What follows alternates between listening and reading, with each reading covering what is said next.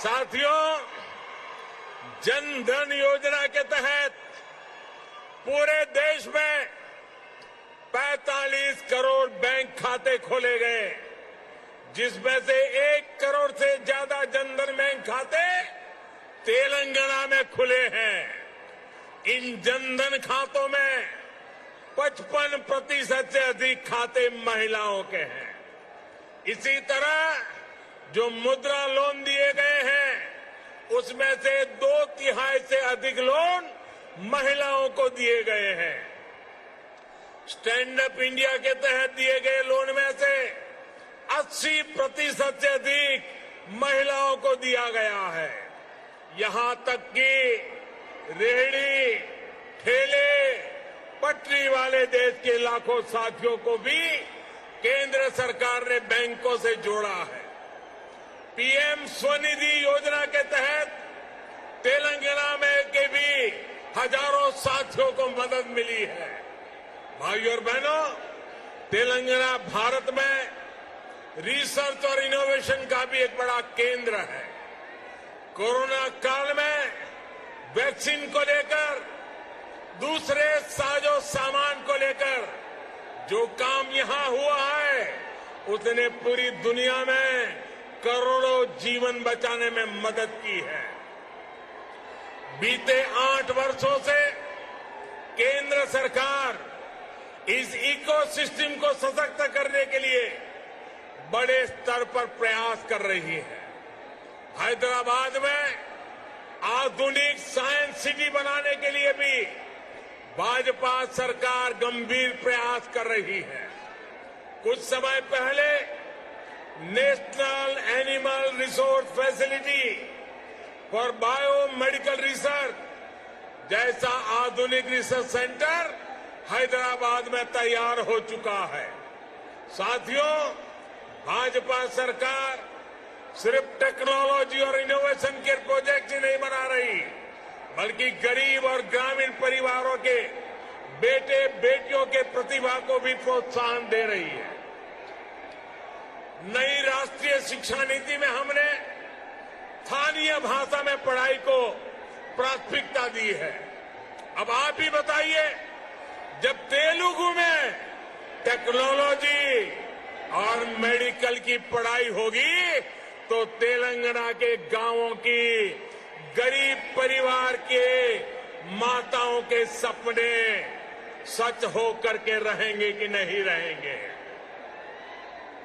इससे आत्मनिर्भर भारत के निर्माण के लिए टैलेंट का पुल बड़ा होगा या नहीं होगा?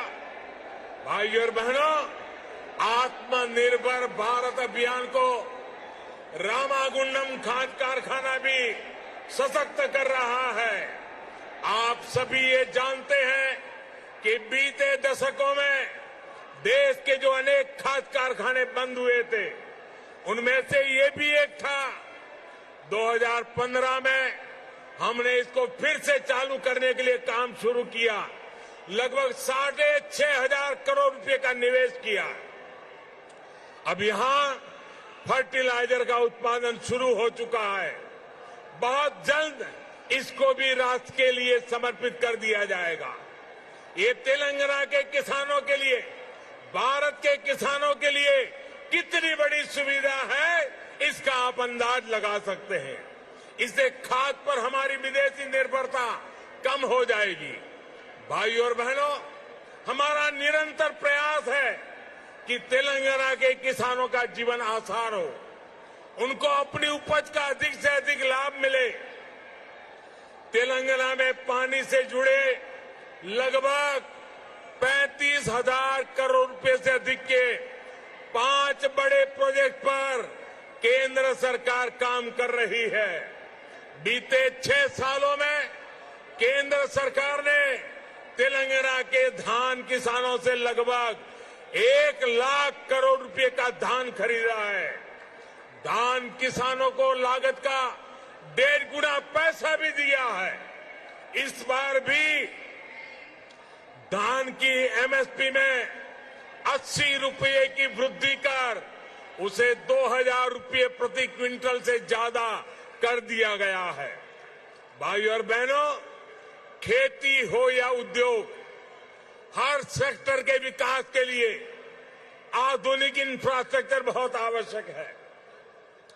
तेलंगाना का गांव हो या शहर, आधुनिक कनेक्टिविटी इंफ्रास्ट्रक्चर के लिए भाजपा के नेतृत्व वाली केंद्र सरकार अभूतपूर्व काम कर रही है। हैदराबाद में यातायात और सुगम बनाने के लिए केंद्र सरकार 1500 करोड़ रुपए की लागत से 4 और 6 लेन के कई फ्लाईओवर और एलिवेटेड कॉरिडोर बना रही है। इस हाईटेक सिटी में जाम की परेशानी कम करने के लिए केंद्र सरकार 350 किलोमीटर परिधि की रीजनल रिंग रोड भी बनाने जा रही है। भाइयों और बहनों, हमारा प्रयास है कि तेलंगाना के कोने कोने तक बेहतरीन कनेक्टिविटी पहुंचे। पिछले 8 वर्षों में तेलंगाना में नेशनल हाईवे की लंबाई 2 गुनी हो चुकी है। 2014 में तेलंगाना राज्य में लगभग 2500 किलोमीटर के नेशनल हाईवे थे। आज 5000 किलोमीटर लंबा नेटवर्क है।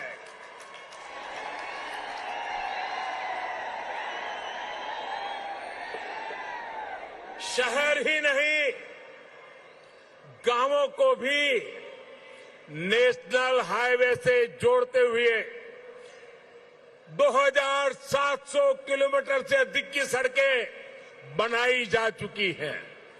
पीएम ग्रामीण सड़क योजना के तीसरे फेज के तहत लगभग 2500 किलोमीटर की नई सड़कों के लिए भी 1700 करोड़ रुपए से अधिक स्वीकृत किए गए हैं।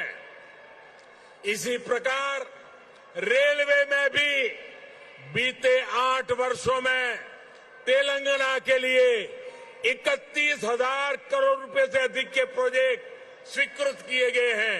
लगभग 180 किलोमीटर की नई रेल लाइन तेलंगाना में बिछाई जा चुकी है। साथियों, आत्मनिर्भरता की बात आती है तो मैंने हमेशा 5 की बात की है। Farm to fibre, fibre to factory, factory to fashion और फैशन टू फॉरेन। ये बात मैं कह रहा हूं। इसी सोच के तहत हमने तय किया कि टेक्सटाइल में देश के एक्सपोर्ट को बढ़ाने के लिए हम देश में 7 मेगा टेक्सटाइल पार्क बनाएंगे।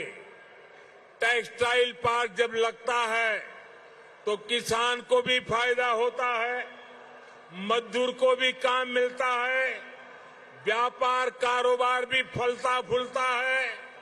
इनमें से एक मेगा टेक्सटाइल पार्क का निर्माण तेलंगाना में भी होने वाला है।